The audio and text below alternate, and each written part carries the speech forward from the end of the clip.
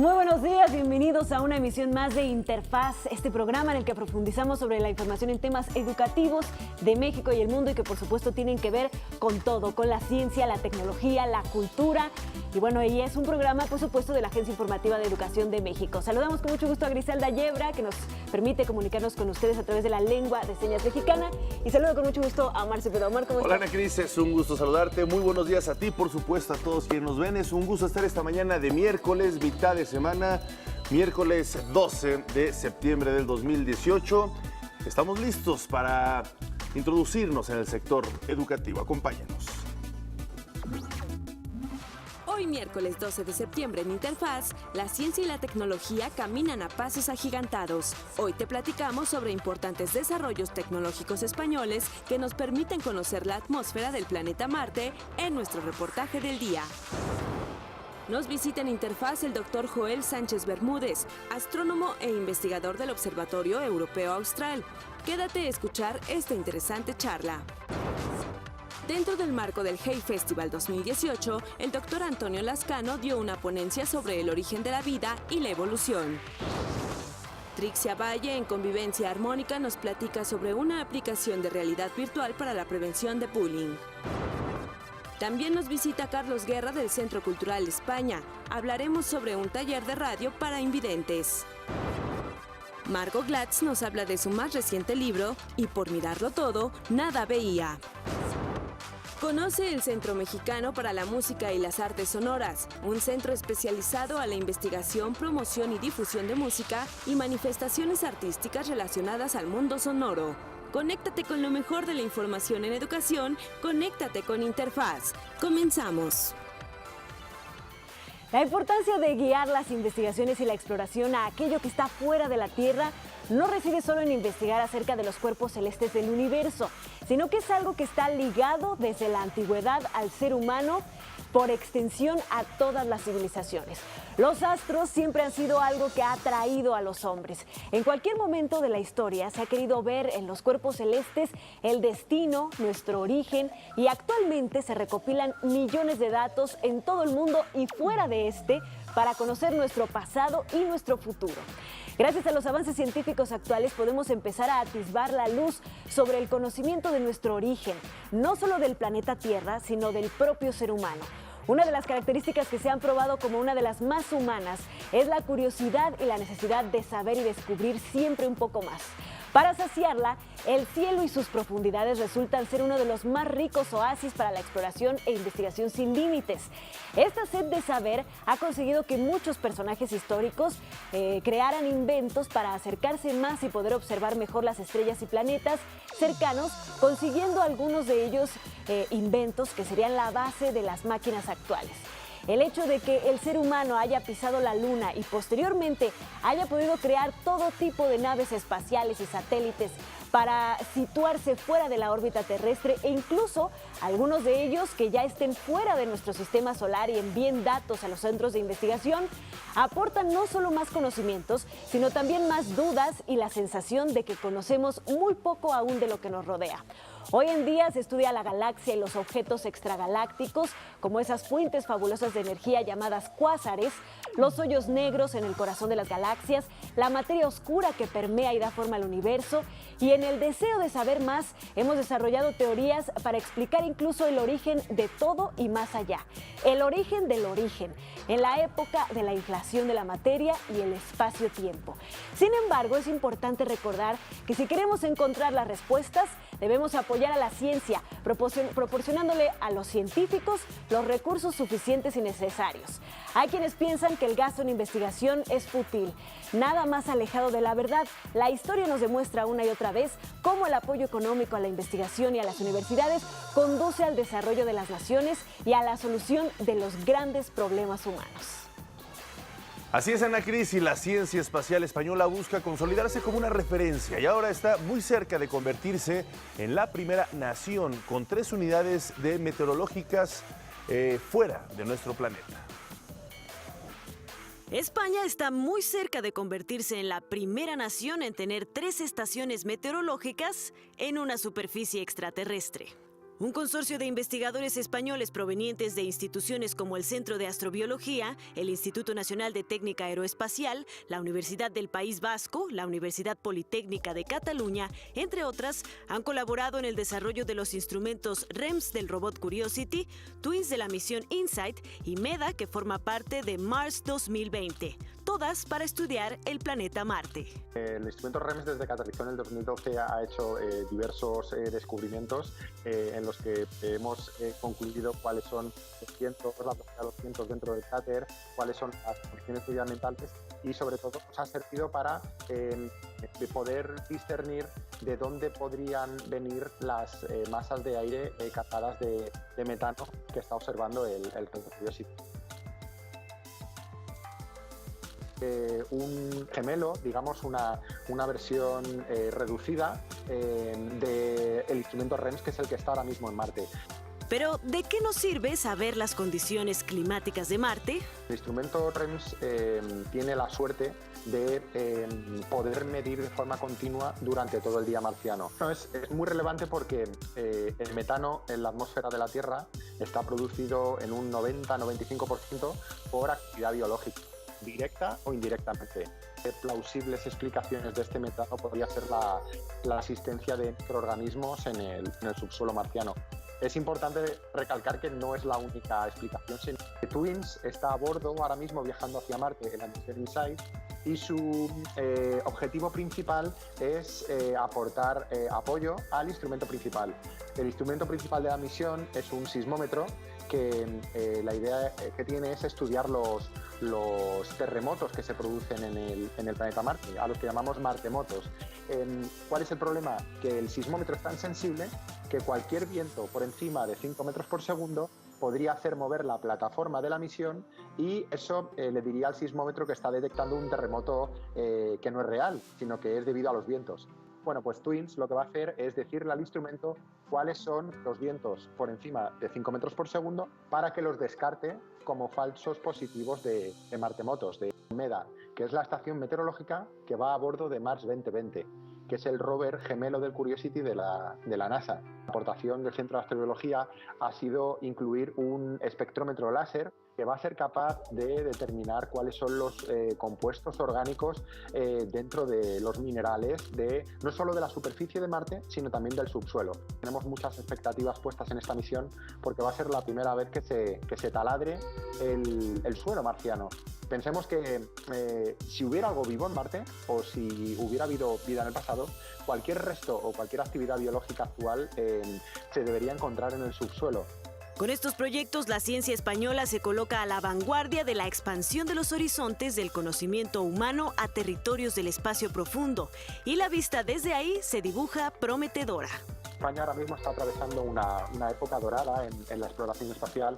Tenemos instrumentos midiendo en la superficie los cuerpos celestes y ahora mismo tenemos un ratio muy alto en cuanto a investigadores principales en institutos de investigación de todo el planeta con la baja inversión en ciencia y tecnología que estamos realizando. Por eso tenemos muy buenas expectativas y muchas esperanzas puestas, ya que con nuestro nuevo ministro de Ciencia, el astronauta Pedro Duque, pensamos que esto le va a dar el empuje definitivo que España necesita para colocarse en el grupo de cabeza, en el pelotón de cabeza de la ciencia y la tecnología mundial.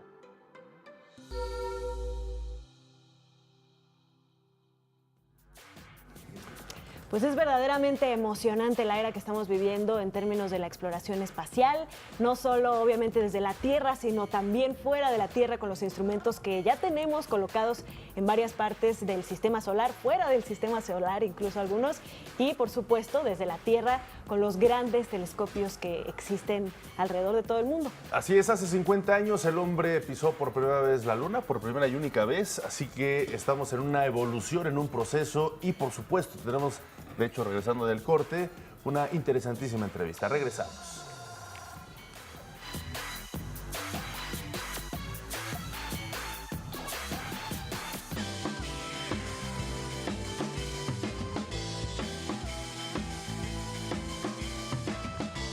Y bueno, es un gusto recibir en el estudio de Interfaz al doctor Joel Sánchez Bermúdez. Él es astrónomo e investigador del Observatorio Europeo Austral. Este observatorio se encuentra en Chile y con él pues vamos a platicar un poco de la investigación que se hace allá precisamente acerca del universo y de los muchos proyectos en los que él participa. Muchísimas gracias, doctor, por estar con nosotros. No, al contrario, muchas gracias por la invitación. Doctor, un placer tenerte por acá en el estudio. Gracias, gracias.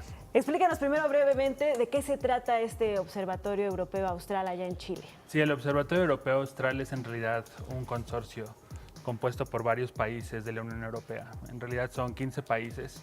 El observatorio tiene más de 50 años y es el observatorio más prolífico que existe en el mundo, ¿no? Cuenta con varias facilidades, debido a que para poder realizar observaciones astronómicas desde Tierra requieres unas ciertas condiciones atmosféricas y meteorológicas lo suficientemente buenas para que la mayoría de las noches que puedes observar durante el año sea la mayor. Claro. Los telescopios están localizados en el desierto de Paraná, al norte de Chile. Entonces, dentro de las facilidades que tiene el Observatorio Europeo Austral, existen dos principalmente, ¿no? Una que es Paranal, que es donde se encuentran los observatorios ópticos, que son con los que yo trabajo, que son telescopios de 8 metros, bueno, que el espejo primario mide más de 8 metros de diámetro o 8 metros de diámetro, y se pueden configurar se pueden operar de manera simultánea con varios instrumentos, ya sea instrumentos de manera independiente o un único instrumento que los combina todos al mismo tiempo. Y la otra facilidad sería ALMA, que son este conjunto de antenas que se utilizan para observar en ondas de radio, que también se encuentra en Paranal, pero en otra localización, en Cerro Chagnantor. Por ejemplo, para aterrizar un poco este tipo de actividades que ustedes hacen en estos observatorios, en el Observatorio Europeo Austral, que tengo entendido, pues son varios en distintas partes del mundo. También me gustaría que nos explicaras cuántos hay. Pero, por ejemplo, ¿qué estudios están haciendo en estos momentos en los distintos observatorios? Pues mira, como te digo, el Observatorio Europeo Austral en realidad las facilidades de observación que tiene se encuentran todas localizadas en Chile. Okay. Los headquarters o las oficinas centrales, por decirlo de alguna manera, se encuentran en Múnich, en Alemania, ¿no? Y a partir de ahí es donde se distribuyen la mayoría de los proyectos que se realizan. Entonces, ¿cómo funciona esto? Pues en realidad observar con los telescopios de última generación como esta clase de telescopios puede ser algo costoso. Entonces, realmente tener tiempo dentro de esos telescopios para realizar un proyecto de investigación pues es una labor bastante profunda, interesante lo que se debe realizar, ¿no? Entonces, cada año se realizan 2 convocatorias y durante estas convocatorias científicos de todo el mundo, de cualquier parte del mundo, pueden aplicar. Entonces, ellos envían sus propuestas de investigación y dicen, yo quiero observar, no sé, la superficie de Marte, o yo quiero observar una galaxia, yo quiero observar este tipo de estrellas. Y un panel científico hace la revisión de esas propuestas y a partir de ahí se determina cuánto es el tiempo de observación que se les da a dichos proyectos, ¿no? Entonces te pueden asignar una hora, un día, una noche o varias noches de observación para realizar esos proyectos. Entonces la diversidad de proyectos es realmente brutal, ¿no? Es muy, muy grande. Abarca una gran parte del espectro de la luz, la cantidad, los instrumentos con los que podemos trabajar, que va desde el infrarrojo, el visible, las ondas de radio, con diversas técnicas, ¿no? Por ejemplo, imagen directa de los objetos, una técnica que se llama espectrometría, que lo que hace es básicamente analizar los colores de los diversos colores de la luz. Otra técnica que es con la que yo trabajo, que se llama interferometría, que consiste en combinar varios telescopios para hacer observaciones simultáneas de un objeto, de tal manera que obtengamos el mayor detalle posible de lo que se está observando, etcétera, ¿no? Entonces, dentro de los proyectos que existen, o en los que a mí me ha tocado, por ejemplo, colaborar, ha sido, por ejemplo, el monitoreo de la estrella más cercana al agujero negro supermasivo en el centro de la galaxia, ¿no? Que es uno de los proyectos que acabamos de publicar este año, en el que tratábamos de comprobar una de las predicciones de la teoría general de la relatividad. Otra de las áreas en las que yo trabajo es justamente la creación o la reconstrucción de imágenes a partir de esa técnica que se llama interferometría, ¿no? Que la interferometría, como les digo, es una técnica muy interesante porque nos permite tener el mayor detalle posible de los objetos que observamos. Es como si tuviéramos un lente de paparazzi y tratáramos de observar Exacto, con la mayor resolución posible cada una de las estrellas que queremos analizar, ¿no? En mi caso yo estudio estrellas de alta masa, que son estrellas que tienen al menos 8 veces la masa del Sol. Son muy importantes porque dominan la evolución química del universo. Gracias a los elementos químicos que se forman en el interior de estas estrellas, es que después, es que estas estrellas a lo largo de su vida los devuelven al medio interestelar. Cuando mueren también los devuelven porque mueren en estas explosiones superviolentas que se conocen como supernovas. Y una vez que estos elementos se devuelven al medio, entonces se reciclan y a partir de ahí se pueden formar nuevas estrellas y nuevos planetas. Algunos de ellos probablemente muy parecidos a la Tierra, ¿no? Claro, pues qué interesante. Joel, cuéntanos un poco sobre cómo llegaste tú al observatorio, cómo ha sido tu carrera y finalmente pues tu llegada a este importantísimo consorcio de observación astronómica. Bueno, yo estudié aquí en México ingeniería mecatrónica y una vez que terminé la carrera fui a España, donde realicé mi maestría y mi doctorado. Yo estudié una maestría en física y matemáticas y después un doctorado en astrofísica. Durante mi doctorado tuve la oportunidad España se acababa de unir al consorcio a la ESO, se unió más o menos en 2007. Y durante mi doctorado tuve la oportunidad de realizar una estancia en el Observatorio Europeo.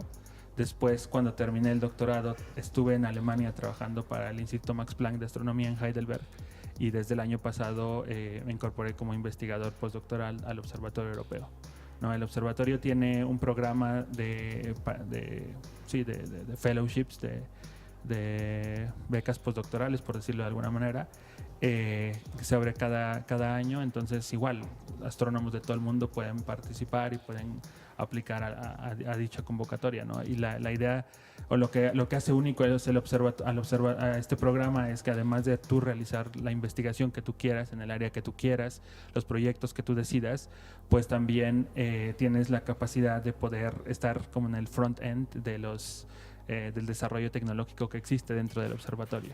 Pues claro. Vamos a hacer una breve pausa y al regresar, si te parece bien, pues nos platicas un poco más a fondo sobre proyectos como el de la observación del agujero negro supermasivo de nuestra galaxia, o también el premio que ganaste a la imagen astronómica más bella. Gracias. Una breve pausa y esto es Interfaz.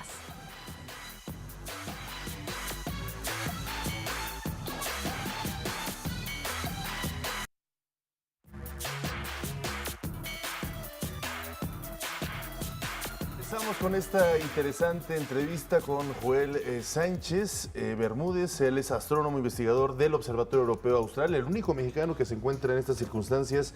Cuando nosotros pensamos en observatorios, en grandes telescopios, muchas veces somos muy románticos, claro, los mortales comunes y corrientes que no estamos tan avesados en este tipo de investigaciones y creemos que pueden estar ahí días, horas, que es muy fácil, que solo basta meterse, que pues, finalmente ahí están, pero realmente trabajan con mucha presión. Nos estabas comentando fuera del aire que es muy caro, un minuto incluso, por lo tanto se tiene que tener un proyecto muy definido. Me gustaría que nos explicaras esta forma de trabajo y también cómo es trabajar dentro de un telescopio. Me dices que hay uno ahí en Chile, en el sur de Chile, o norte de Chile, que está prácticamente en el desierto y que has estado en estancias de aproximadamente 15 días. ¿Cómo es esta forma de trabajo?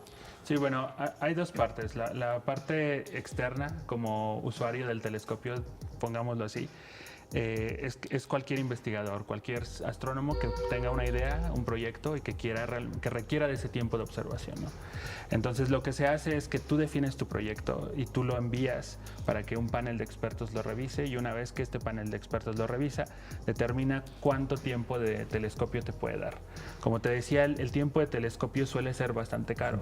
Entonces necesitas tener un muy buen proyecto para poder recibir tiempo de observación. No, que en general existen buenos proyectos. Sí. Entonces, lo que normalmente se hace es que no solamente un astrónomo genera ese proyecto, sino que es un grupo de astrónomos en varias universidades, varios centros de investigación. No todos pueden pertenecer a un país o deben pertenecer a un país, sino que son de diversos países, etcétera, ¿no? Entonces, eso es por la parte de un usuario. Una vez que el proyecto está aprobado, nosotros como parte como trabajadores dentro del observatorio, lo que tenemos que hacer es ejecutar ese proyecto. Entonces, para ello necesitamos estar en los telescopios. Y los telescopios, como te decía, pues se encuentran en localizaciones geográficas con unas ciertas características muy especiales. Lo que necesitamos es que no esté nublado la mayor parte del tiempo, que haya buen clima, que no haya mucha turbulencia en la atmósfera, porque eso afecta las observaciones que nosotros estamos realizando, a pesar de la tecnología que existe y demás. Entonces, nosotros tenemos que estar ahí. Obviamente no observamos directamente por el telescopio, no es que estemos toda la noche pegados en el telescopio tratando de ver las estrellas. En realidad, pues es un cuarto de control donde son varios ordenadores, varias computadoras, donde nosotros estamos trabajando y recibimos las señales que tenemos del telescopio. Los telescopios con los que normalmente trabajo son telescopios en los que te decía que el espejo principal mide 8 metros de diámetro. Entonces, para tener un telescopio con un espejo de 8 metros de diámetro necesitas un edificio de 10 pisos, más o menos. Entonces, no puedes estar dentro del telescopio. Lo que haces es transmitir todas las señales a un cuarto donde nosotros analizamos los datos, los recibimos, vemos cómo ajustamos las cosas, etcétera. En realidad, la astronomía es una ciencia interdisciplinaria que requiere no solamente de física o matemáticas, sino también de tecnología para poder desarrollarse. Y mucha de la tecnología que se desarrolla o que necesitamos nosotros después permea en la sociedad y finalmente es aterrizada en otras aplicaciones mucho más comerciales. En el día a día, ¿no? Claro. En el día a día. Entonces, solo por darte una idea, los SDs de las cámaras fotográficas que tienen cualquier teléfono celular hoy en día se desarrollaron justamente para realizar observaciones astronómicas en primera instancia. Entonces, nosotros desarrollamos esa tecnología, o hay colegas que desarrollan esa tecnología, la ponen en el telescopio, nosotros adquirimos los datos y después con el paso del tiempo es como permeas en la ya sociedad. Los Steve Jobs ya los agarran y los ponen Exacto, los ponen en un iPhone o en un iPad. Exacto. Joel, cuéntanos un poco sobre precisamente las observaciones que hicieron del agujero negro supermasivo en el centro de nuestra galaxia, que es uno de los intereses, digamos, de moda de los astrónomos últimamente, y cómo se relacionan estas observaciones que hicieron desde eso con, por ejemplo, proyectos como el telescopio de horizonte de sucesos. Sí, es muy interesante. En realidad, este es uno de los proyectos más grandes, al menos para mí es el más grande en el que he estado involucrado. El líder del proyecto fue el Max Planck de ciencia, el Max Planck de astronomía que está en Múnich, en Alemania. Y bueno, no solamente es esta institución, sino también astrónomos de ESO, de varios otros institutos en Francia, en Inglaterra, etcétera.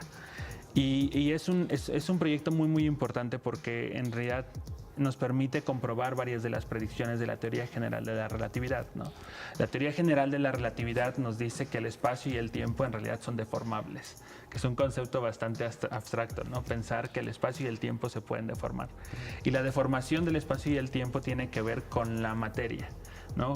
Los objetos que tienen materia, y dependiendo de la cantidad de materia y cómo se encuentre condensada, deforman de diversas maneras el espacio y el tiempo.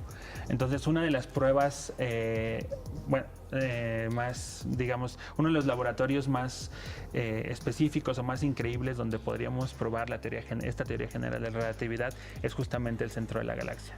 En el centro de la galaxia existe un agujero negro supermasivo que tiene aproximadamente 4 millones de veces la masa del Sol. Y alrededor de ese agujero negro existen varias estrellas, gas y polvo que están orbitando. Entonces hay una estrella en particular que se llama S2, que ha sido monitoreada durante los últimos 30 años, más o menos, 26 años, algo así. Y esta estrella se conoce que tiene un periodo orbital de 16 años, es decir, tarda 16 años en darle una vuelta completa al agujero negro. Pero cuando pasa por el punto más cercano al agujero negro, siente toda esta atracción gravitacional. Y entonces es justamente ahí donde podemos nosotros comprobar la teoría de la relatividad, o algunos defectos de la teoría de la relatividad, ¿no? Que es justamente lo que se hizo. Para eso se utilizaron 3 instrumentos diferentes dentro del Observatorio Europeo Austral. Uno es Symphony, el otro es NACO y el tercero es Gravity. Entonces, lo que se hizo básicamente es medir el cambio de color que sufre la luz de esta estrella cuando se acerca, cuando llega al punto más cercano al agujero negro supermasivo. Y es justamente este cambio de color lo que predecía la teoría general de la relatividad. Y fue gracias a la gran precisión de estos tres instrumentos, de la combinación de estos tres instrumentos, es que se logró medir. Solo para darte una idea, en el punto más cercano del paso de esta estrella, el agujero negro supermasivo, la estrella se mueve alrededor de 8,000 kilómetros por segundo. Y es justamente en ese momento en el que podemos medir esta clase de... Pues qué interesante realmente esta explicación. Podríamos estar aquí, nos tienen anonadados, seguramente al público también que nos está viendo. Lamentablemente, igual que el tiempo es aquí relativo en nuestro estudio, también se exacto. Y bueno, te queremos agradecer que haya estado con nosotros Joel Sánchez Bermúdez, astrónomo investigador del observatorio.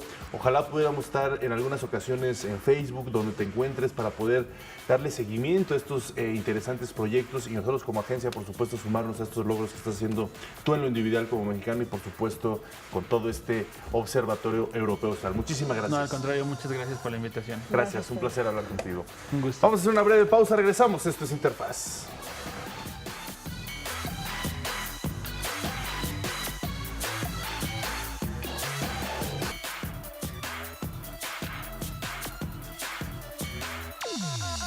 Y bueno, pues seguimos hablando sobre aspectos del universo. Precisamente ha oído usted hablar sobre la música del universo. Bueno, pues un grupo de astrofísicos se ha dedicado a estudiar las ondas que emiten cuerpos en interacción a través del espacio. Vamos a ver estos detalles.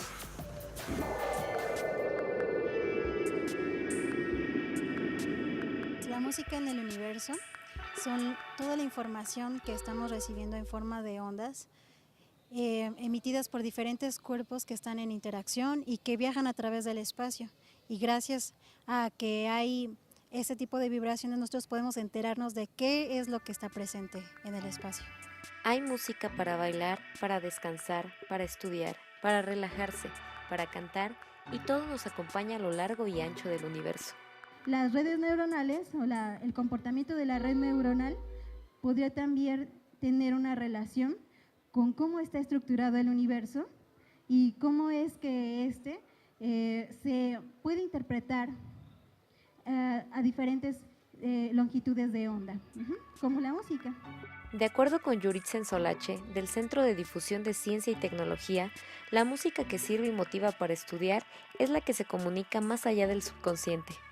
La que te logra emocionar, la que te logra despertar, aunque tengas los ojos cerrados, pero que te motiva, incluso que lleva a tener una armonía en tu cuerpo, que si esta música te ayuda a respirar tranquilo, es una señal.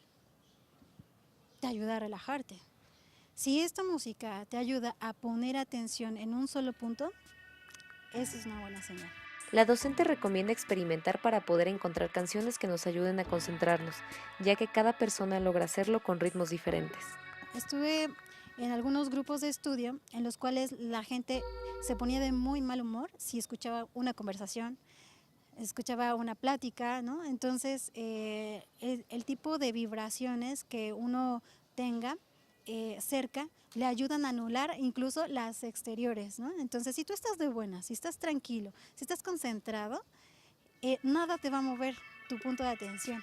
El radioastrónomo intenta mejorar la percepción del universo. Ellos buscan el origen de todo y comenta qué estudios se pueden tomar si se quiere ser especialista en este ámbito. Pues yo le recomendaría física y matemáticas.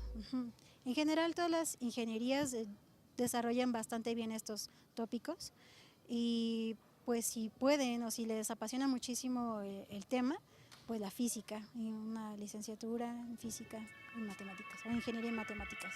Finalmente comentó que los compositores de música más inspirados como Bach, Mozart o Beethoven quizá eran personas capaces de conectar con los inmanentes y eternos sonidos del cosmos, pues cada persona tiene un sonido y el universo es vibración.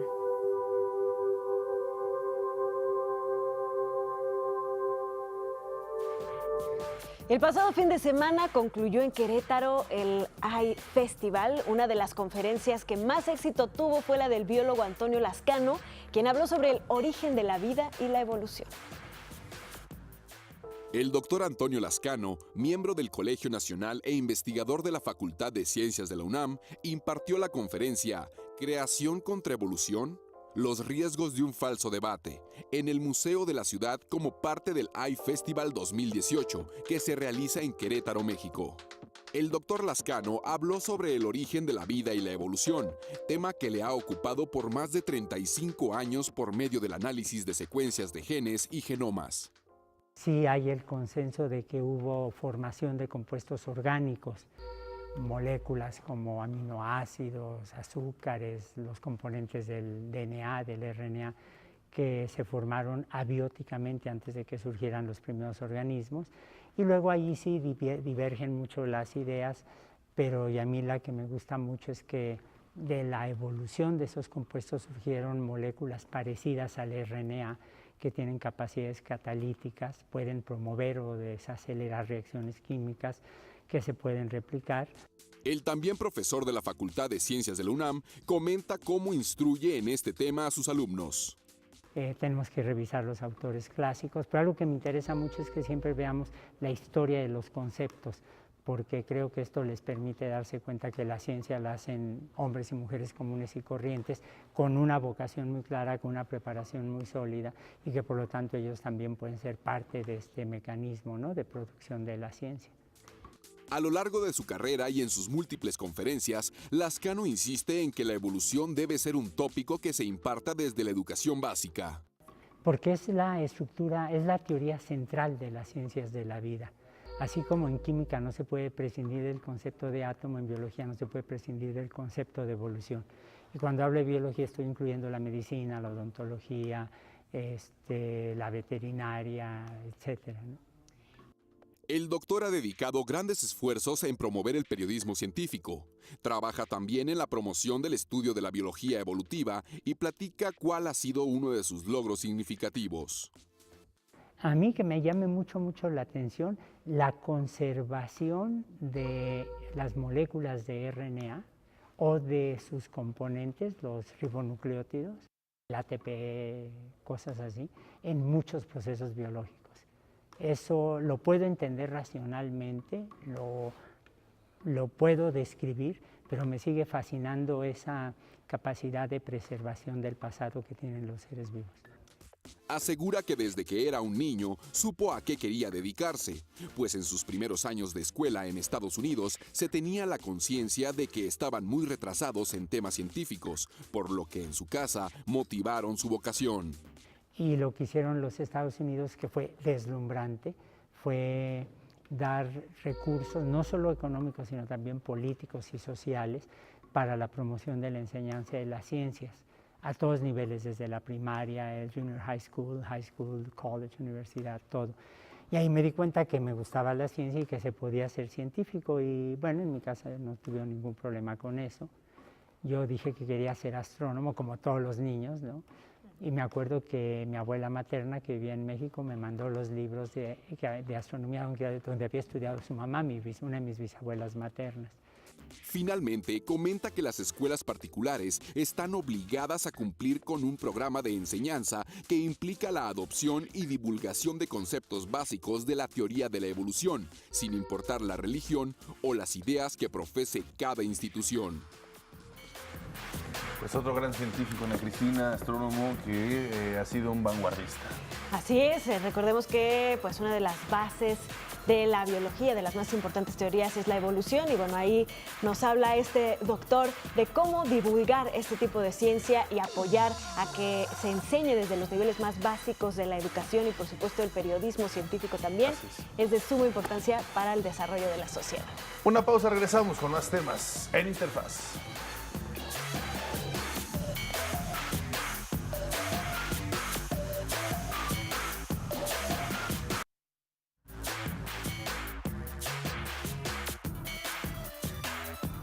Gracias por continuar con nosotros. Les recuerdo que puede seguirnos en Facebook Live, en Twitter y todas las aplicaciones, además de que puede volver a vivir las entrevistas que hemos presentado aquí hoy y durante estos días en nuestras redes sociales.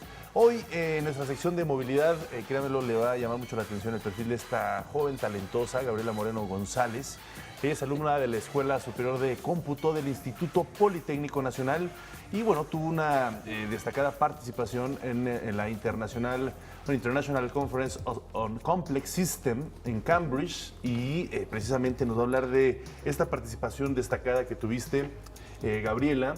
Sí. Presentando tu tesis. Muy buenos días, gracias por estar con nosotros, un placer saludarte. Buenos días, Omar, gracias a ustedes por invitarme. Gracias, Ana.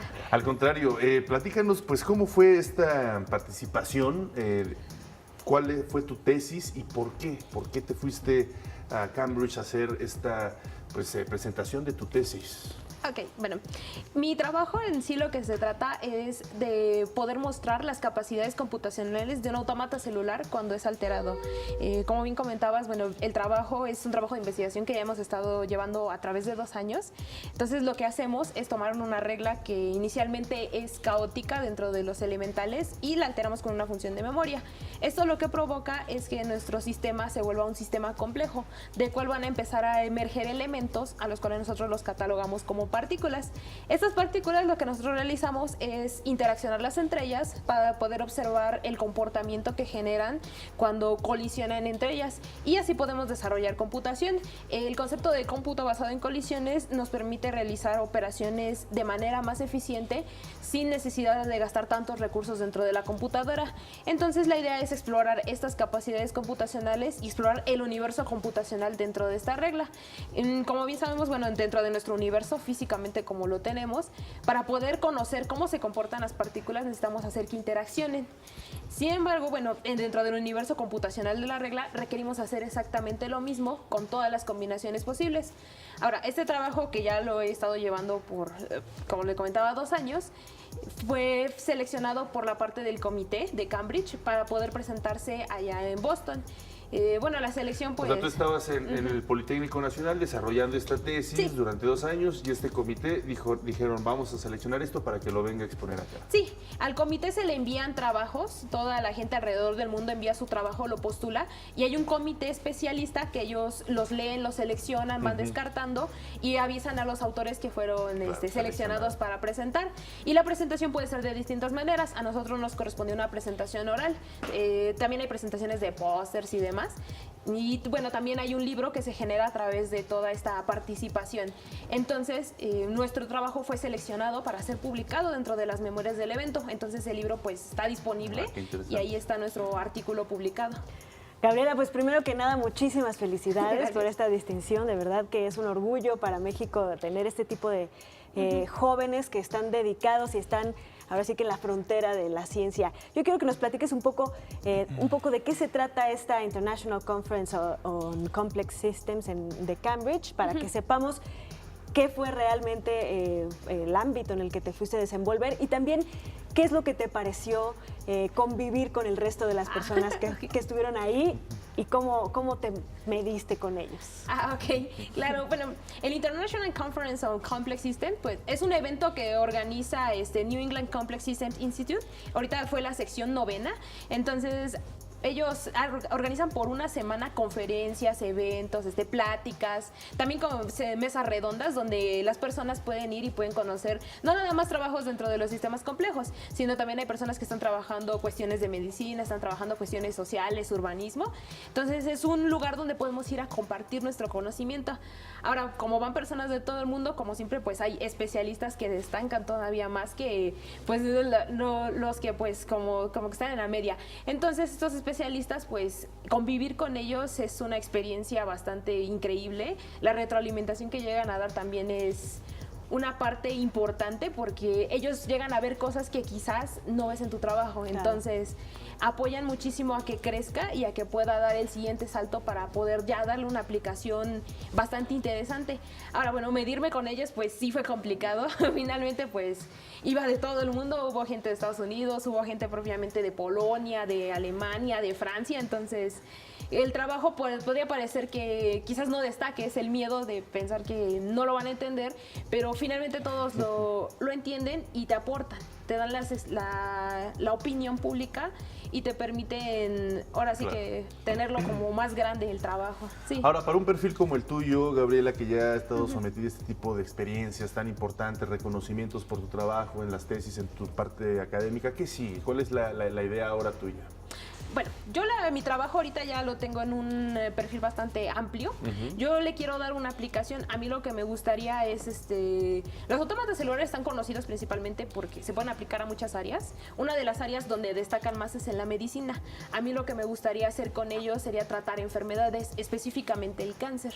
Yo lo que quiero es este autómata con lo que ya conozco, con las reglas que ya tienen, las dinámicas, sería ya empezar a extrapolarlo a cómo se comporta como tal las alteraciones de las células, que son los que producen el cáncer, que ahorita es una enfermedad que está emergiendo demasiado.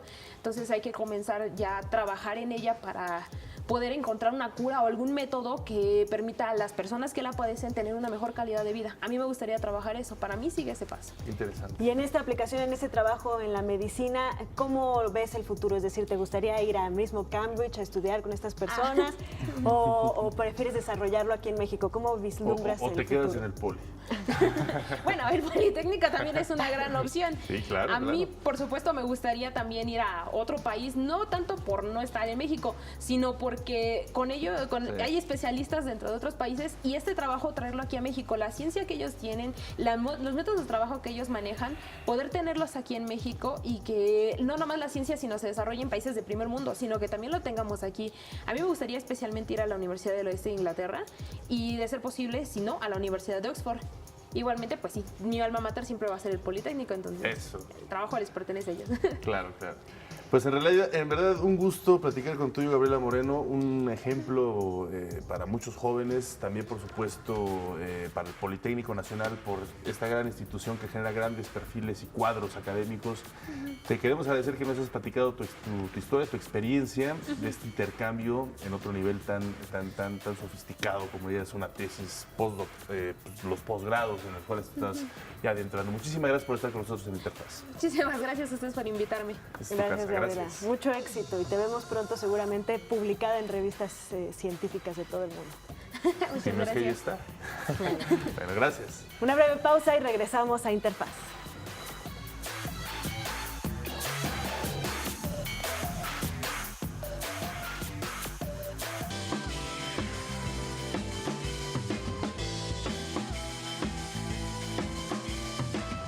Ya está con nosotros, como cada 15 días, Trixia Valle con la sección Convivencia Escolar Armónica y hoy viene acompañada por Marinelli Díaz. Ella es gerente de programas de Facebook en América Latina y bueno, nos vienen a platicar precisamente de cómo esta pues gigantesca empresa, red social, pues es casi nuestro ámbito de relación más natural en la actualidad. También se está involucrando con estos temas tan importantes como lo son el bullying y la convivencia adecuada en los ámbitos escolares y en los jóvenes. Bienvenidas, muchas gracias por estar con nosotros. Gracias, Trixia, Anita. un placer, un gusto, buenos días. Gracias, Omar. Gracias por recibirnos. Pues yo la verdad es que estoy súper emocionada, muy contenta, muy feliz, porque esta aplicación que hoy es una realidad gracias a Facebook y a Yeltic, que es la empresa creadora, pues va a ayudar, para empezar, a 15,000 jóvenes de CETIS y CEBETIS, en donde se va a aplicar gratuitamente esta aplicación de realidad virtual. Y pues ahora sí que Marinelli nos platique porque es algo bien padre. Claro, no, muchísimas gracias por recibirnos. La verdad es que desde Facebook estamos súper emocionados de haber traído por primera vez a nivel global este programa. Es la primera vez que Facebook presenta un programa de prevención de bullying que vive en realidad virtual. Y digamos, la gran ventaja que nos presenta la tecnología, en este caso la gran oportunidad que nos está creando, es que los chavos que van a tener oportunidad de vivir, los que ya Trixie decía, van a ser más de 15,000 en 40 escuelas públicas de la Ciudad de México y del Estado de México, es que la realidad virtual les va a dar un espacio seguro a través del cual ellos van a poder pues probar qué se siente, tomar decisiones y tener una retroalimentación del programa. La idea es que esta retroalimentación los ayude a ellos a generar un aprendizaje significativo, sobre todo de habilidades socioemocionales que son fundamentales para la vida que hacemos en línea, como la vida que hacemos fuera de ella. Estamos hablando de empatía, o sea, de ponernos en el lugar del otro, de qué puede sentir otra persona si nosotros compartimos un contenido que tiene que ver con ella, ¿no? Asertividad para la resolución de conflictos y pensamiento crítico, que son fundamentales. Marinelli, justamente, bueno, estás poniendo sobre la mesa una solución con este programa Misión Paz Escolar, pero platícanos de los problemas. Las redes sociales, como lo decía Ana Cris en la presentación, pues es nuestro día a día. Con Trixia lo hemos venido platicando durante muchas sesiones y siempre hay alerta, ¿no?, de tener cuidado con las redes sociales. Entonces, algo tan natural ya en nuestros días, sobre todo para las nuevas generaciones, ¿cómo se ha estado... ¿Cuál es el problema principal que se está dando sobre el bullying en lo que son las redes sociales? Sí, fíjate que parte de lo que hemos logrado ver a través de la plataforma, a través de Facebook específicamente, es que hay un continuo entre las cosas que vivimos en el mundo real y las cosas que se manifiestan en el mundo virtual. Claro. Entonces, por eso nos interesó tanto poder crear un programa que nos enseñara habilidades que pueden tener sentido para ambos planos, ¿no? En Facebook nos gusta pensar que nosotros, y es nuestra misión, lo que sabemos es conectar personas y crear comunidades, pero no somos especialistas en todos. Entonces, justamente parte de lo que nos emociona y nos encanta de este programa es que escogimos a 2 aliados locales, como es el caso de Yeltic. Yeltic es una empresa 100% mexicana que desarrolla tecnología, en este caso realidad virtual, y por otro lado la Fundación En Movimiento, que es una organización que tiene años y años de experiencia pues capacitando y previniendo el bullying, el acoso escolar en las escuelas. Entonces, con estas 2 organizaciones, que son especialistas ya sí, una por su parte en el desarrollo de realidad virtual y Fundación En Movimiento, especialista en la prevención de bullying, son con quienes desarrollamos un programa que pudiera atender específicamente el caso de México. Correcto. A mí me llama mucho la atención este elemento de la realidad virtual, porque y que precisamente se junte con este otro elemento tan importante que son los problemas sociales, como son el bullying, que es un problema pues también muy característico de nuestra época, ¿no? ¿Por qué es importante juntar estas 2 cosas? Y me gustaría que ustedes nos platicaran un poco más. Pues justamente cuando era directora de Fundación En Movimiento, tuve el acercamiento con ambas empresas, tanto Yeltic de realidad virtual como con Facebook. Y entonces, bueno, pues ahora sí que yo pensé que Facebook, al estar lanzando Oculus, dije, bueno, pues si están viendo paisajes y cosas increíbles, pues que veamos cosas que nos ayuden con la parte emocional. Y por otro lado, cuando yo conocí la aplicación en Facebook, en Yeltic, y me puse los lentes y todo, dije, esto es lo mejor, o sea, en 7 años que dirigí Fundación En Movimiento, lo mejor que he visto de todo para prevención de bullying, porque lo otro se queda en un bonito discurso, en una bonita recomendación, y por ahí a lo mejor emocionalmente mueves a 3, 4 en un auditorio. Yo llevo 10 años de dar conferencias y a lo mejor sí hay cambios, pero cuando lo ves en realidad virtual, claro, verdaderamente dices, algo te hace clic en el cerebro. Que digamos te permite vivir, ¿no?, esta experiencia, Exacto, experimentarla en carne propia. De exacto. forma, ¿no? Y entonces yo dije, no, esto es una maravilla, esto sí va a cambiar vidas. Claro. No, totalmente. Un poco lo que decimos de Facebook es que la tecnología constantemente está creando oportunidades, y parte de lo que nosotros nos proponemos es que estas oportunidades estén disponibles para todos en nuestra comunidad, ¿no? La realidad virtual en este caso nos da, o sea, un vehículo único para que los estudiantes puedan vivir esta situación y aprender de ella, ¿no? Parte adicional de lo que nos emociona muchísimo del programa es que en este primer ciclo escolar, en el que vamos a estar capacitando a más de 15,000 estudiantes. Que acaba de iniciar, ciclo escolar, ¿no? Este que acaba de iniciar. Al finalizar, vamos a tener a la Universidad Nacional Autónoma de México validando los resultados. Ellos van a evaluar cómo nos fue, nos van a dar retroalimentación y además nos van a hablar un poco del impacto que efectivamente logró tener el programa sobre la vida de los chavos. Me gustaría que volvieras a explicarnos exactamente qué consiste este programa, cómo va a ser esa interacción directa con los jóvenes. Sí, fíjate, te decía, es un programa educativo cuyo propósito es enseñar habilidades socioemocionales que son fundamentales para hacer vida en línea y fuera de ella, que nos permitan prevenir situaciones de bullying o de acoso escolar. La manera, digamos, práctica en la que va a ocurrir es que la Fundación En Movimiento, que es nuestro aplicador, es la persona que va a ir a las 40 escuelas públicas en este ciclo escolar. Que son los CETIS y los CEBETIS. Exactamente, ahora llamados WEMSTIS. Van a ir, ellos atienden grupos de entre 40 chavos a la vez y tienen 50 equipos. Y entonces, básicamente, cada programa dura entre 30 y 40 minutos. En esos 40 minutos, los chavos experimentan 5 situaciones que son las más comunes de bullying, que las seleccionaron, como te decía, nuestros aliados que son expertos en este tema. Y entonces, a través de esas situaciones, se les van presentando escenarios. Y en esos escenarios, tú tienes la oportunidad de tomar decisiones. Entonces, por ejemplo, alguien compartió una foto tuya. Entonces, ¿qué quieres hacer? ¿Compartes tú también una foto de esa persona, ignoras la situación o más bien eres asertivo y vas y hablas con esa persona y le comentas cómo te sentiste tú al respecto? O inclusive presentamos opciones de reportar contenidos para que la plataforma lo baje, escalarlo a un adulto de confianza. O sea, lo que queremos es que los chavos tengan herramientas adecuadas para tener una convivencia segura en línea. Qué interesante. Algo que es bien importante, Marianita, es que no es para primaria ni para secundaria. Esto es a partir de preparatoria, porque se supone que un chavo de primaria y de secundaria no tiene Facebook. Claro, ni redes sociales. Sí, me encantaría saber no debería, ¿no? Pero cómo, exacto, cómo generaron este plan, ¿no? Sí. ¿Por qué lo eligieron? ¿Cómo se vincularon? Pero vamos a hacer una breve pausa y regresando nos platican un poco más. Gracias. Estamos en Interfaz, no se vayan.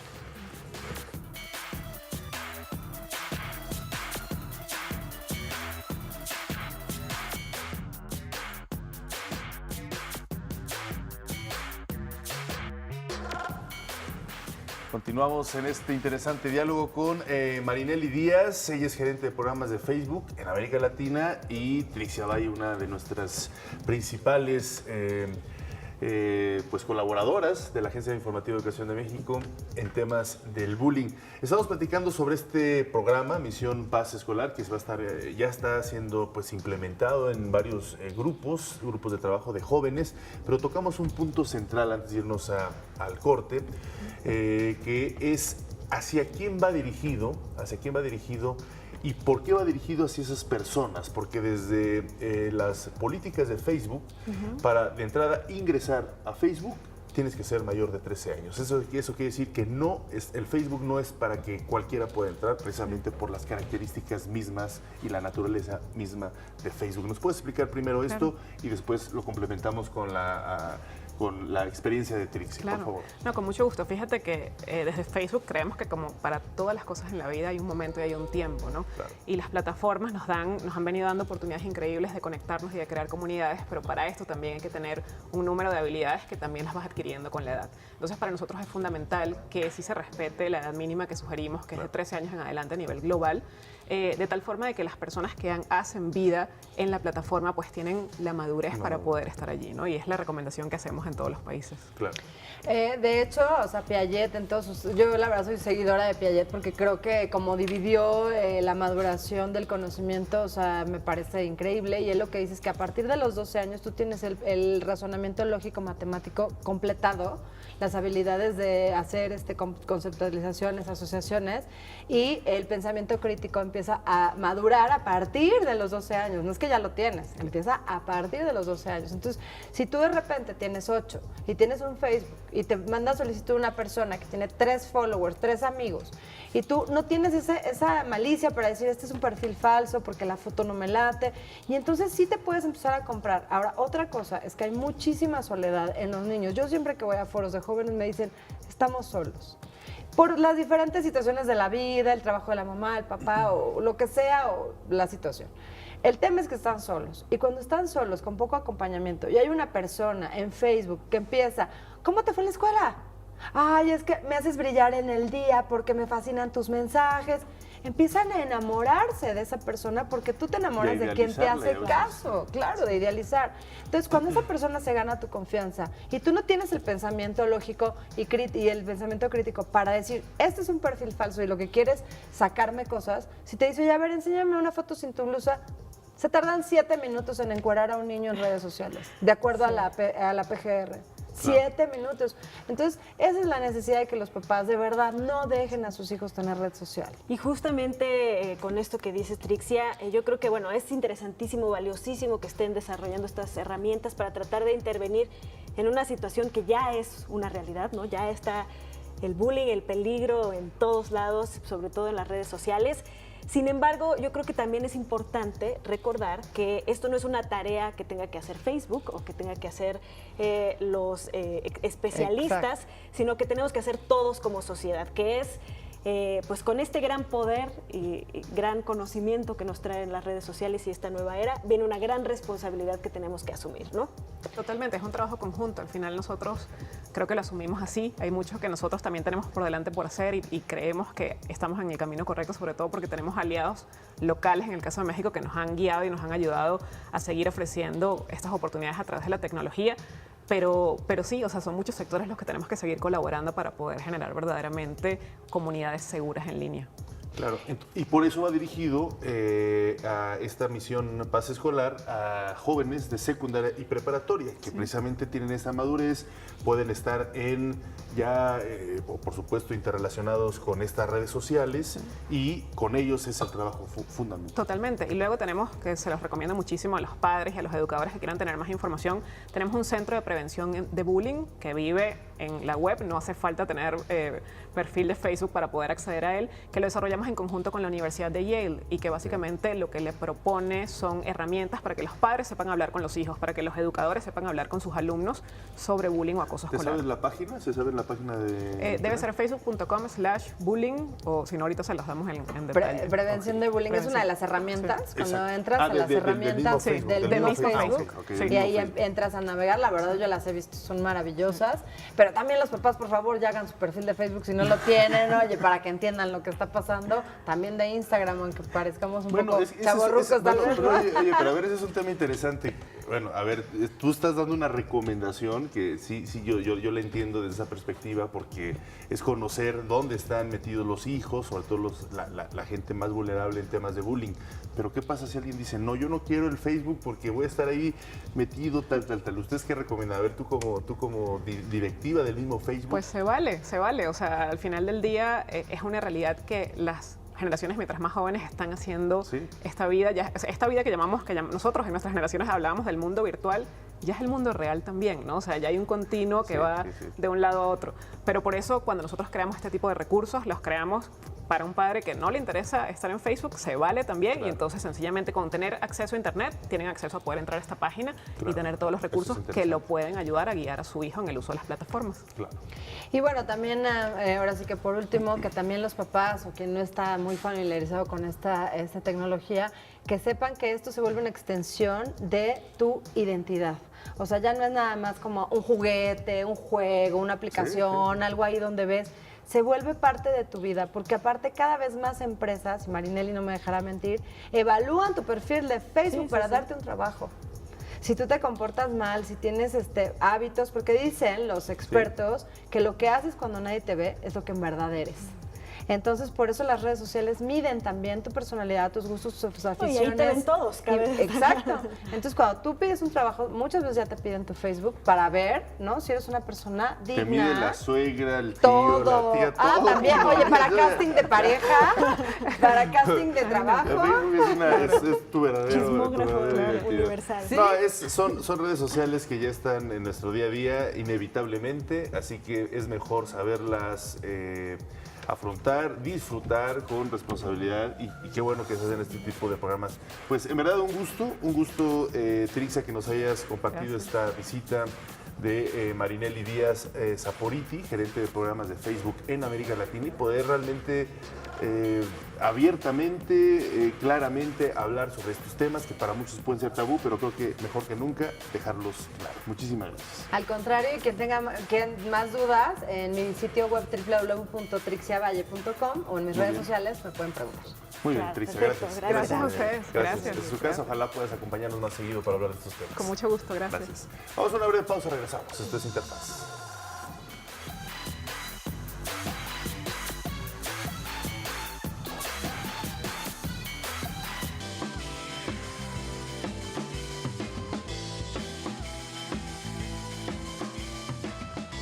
Y en verdad que hoy, miércoles, nuestro programa está lleno, muy completo de entrevistas muy interesantes. Ahora está con nosotros Carlos González Guerra, del Centro Cultural España, uno de los centros de nuestro, pues, yo diría, nuestro país más prolíferos, más interesantes, más creativos, por todo lo que ofrecen durante todo el año. Él es coordinador de discapacidades y precisamente nos viene a platicar sobre un interesante taller de radio para invidentes. Muy buenos días, gracias por estar con nosotros. Es un gusto poder platicar de este tema contigo, Carlos. Gracias, gracias por la invitación, gracias por permitirme acercar a su auditorio. No, al contrario, esta es tu casa. Buenos días, Carlos. Y muy amables por considerar así el Centro Cultural de España. No, sí, realmente, porque lo decimos. Y bueno, platícanos este taller, cuáles son los objetivos, cuándo inicia, de qué consta. Bien, El Centro Cultural de España tiene una línea de trabajo que se llama Discapacidades, que está dirigida a personas con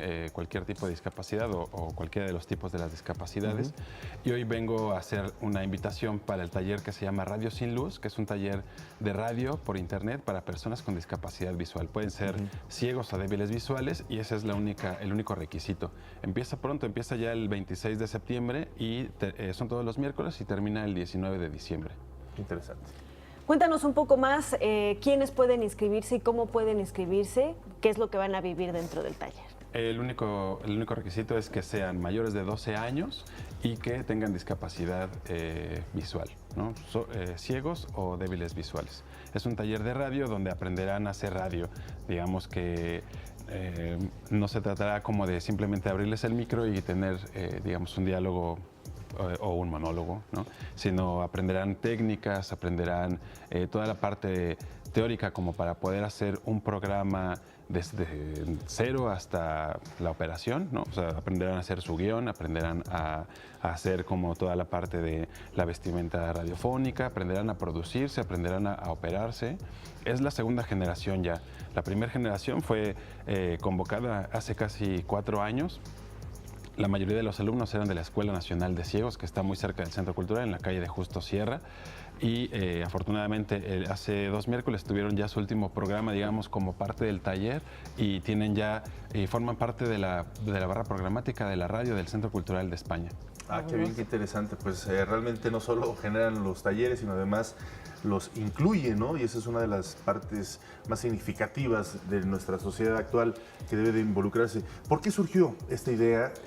¿Por qué el Centro Cultural de España vio esta necesidad de generar este tipo de talleres con personas débiles visuales o completamente ciegos?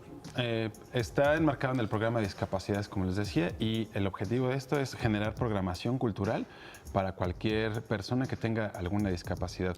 Y simplemente es como favorecerlos en algún momento, es decir, generar programación focalizada hacia alguna de las personas. Por ejemplo, hacemos teatro para sordos, ¿no?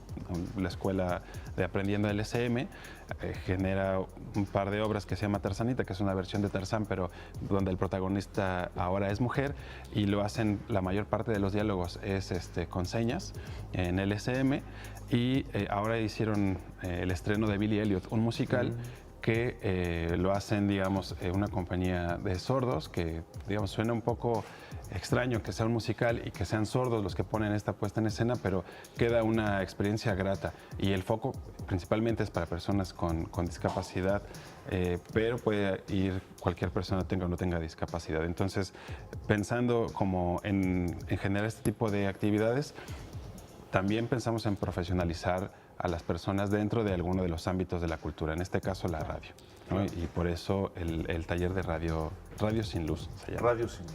Justamente en este sentido me parece interesantísimo, Carlos, porque además con las herramientas que nos brinda la tecnología, ¿no? Ya todos podemos tener nuestro programa de radio y la discapacidad muchas veces te aísla, ¿no? De algunas formas y pues darle a las personas con una discapacidad visual esta herramienta para poder comunicarse con el mundo, hacer su propio programa de radio. ¿Qué es lo que te cuentan ellos en esta primera generación de cómo les ha cambiado la vida, les ha mejorado, los ha hecho mejores personas?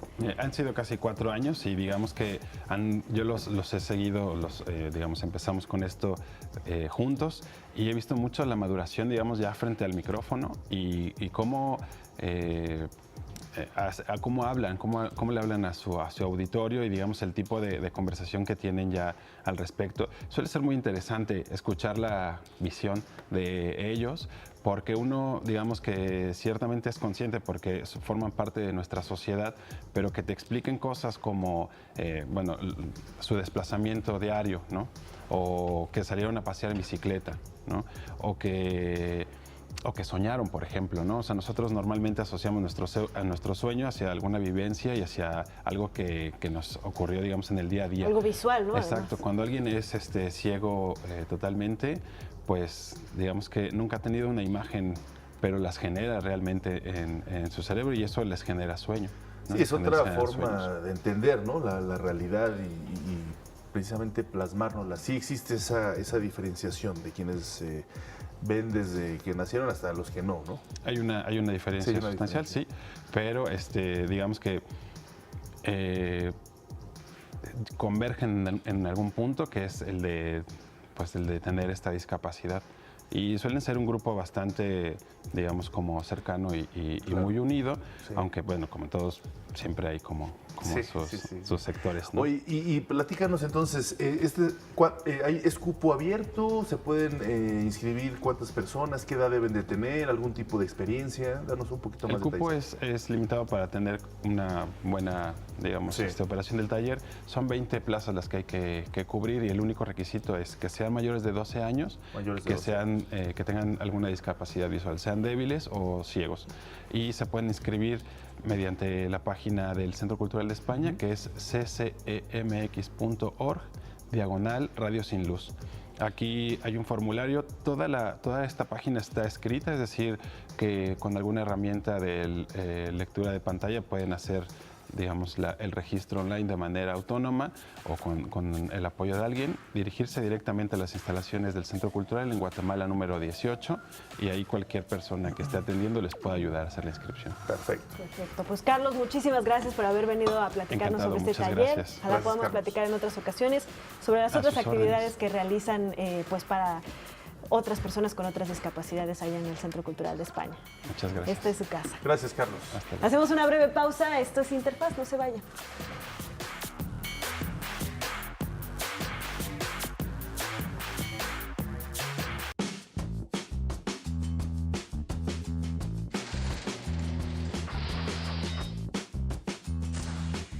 En 1847 se llevó a cabo la gesta heroica del Batallón de San Patricio.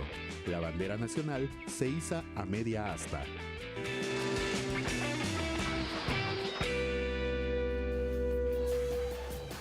La escritora Margot Glantz concedió una entrevista exclusiva a la Agencia Informativa de Educación de México y en esta charla destacó su más reciente libro y por mirarlo todo, nada veía. Veamos la nota. Catedrática de la Universidad Nacional Autónoma de México, escritora y viajera, Margot Glantz Shapiro es una de las figuras más reconocidas de la cultura mexicana y un referente en las redes sociales, tema que analiza en su más reciente libro, Y por mirarlo todo, nada veía.